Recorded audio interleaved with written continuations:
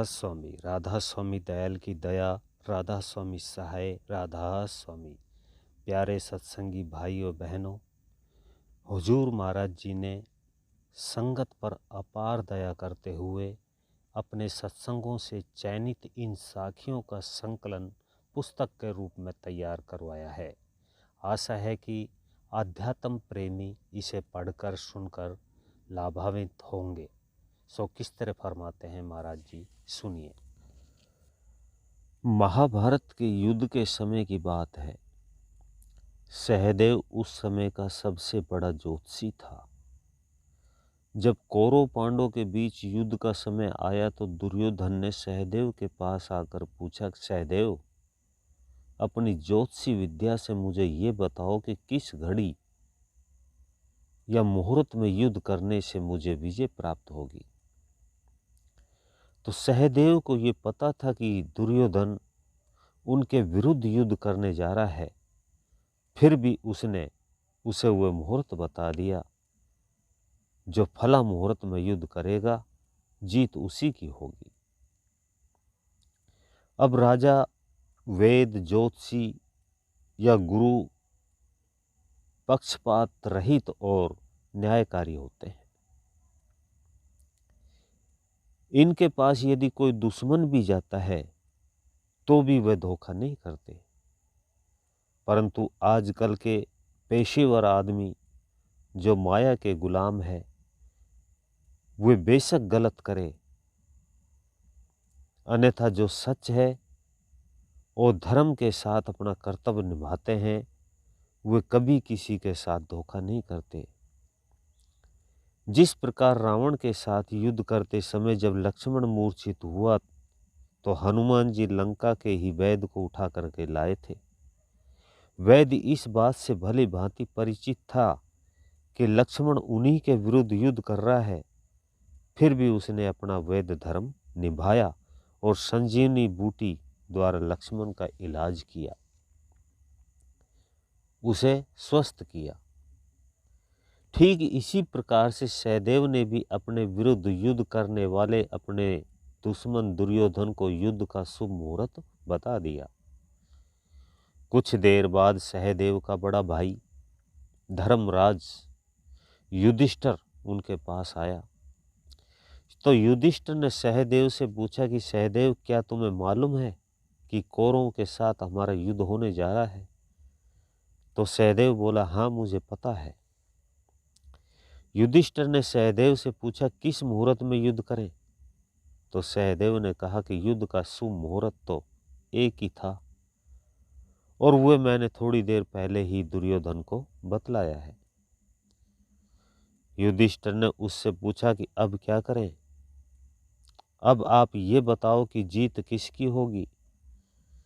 सहदेव ने कहा कि मैं ये तो नहीं जानता कि किसकी जीत होगी, परंतु मैं ये अपने गुरु से पूछकर आपको बता सकता हूँ कि मेरे गुरु को मृत्यु के बाद गीदड़ की योनि मिली है और वह रोजाना शमशान घाट पर मुर्दों को खाने आता है।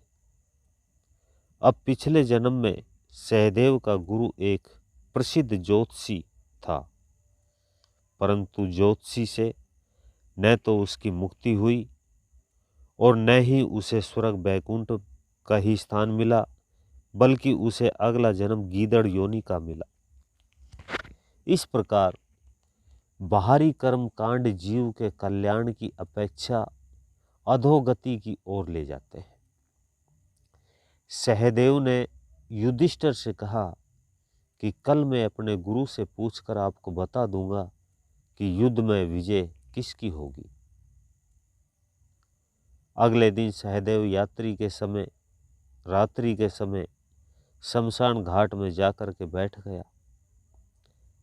कुछ समय पश्चात गीदड़ और उसकी पत्नी गीदड़ी भी वहां आ गए।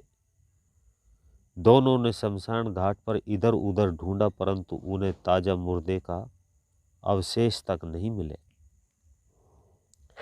गीदड़ी ने बासी मांस को सूंघकर नाक चढ़ाई और बोली कि यह अच्छा नहीं है। गीदड़ ने कहा, गीदड़ी अब तो कुछ समय की ही बात है, 2 दिन बाद यहाँ महाभारत का घमासान युद्ध होने वाला है। उसमें असंख्य लोग मारे जाएंगे, फिर हम रोजाना ताजा मांस खाएंगे। अब सहदेव उठकर अपने गुरु के पास गया और उन्हें दंडवत प्रणाम करके बोला, गुरु जी, मैं कसमस में हूँ, मेरी परेशानी दूर कीजिए।